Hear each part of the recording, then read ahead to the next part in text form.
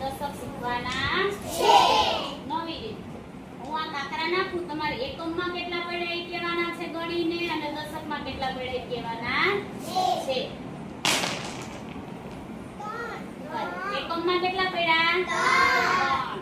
અહીં આપણે લખશું 3. હવે એની ડાબી બાજુ દશક લખવાનું. દશક આ બાજુ લખશું ને. દશકમાં કેટલા પડ્યા? કેટલા પડ્યા ગણો? 3 છે. કેટલા છે? 1 2 અને 3.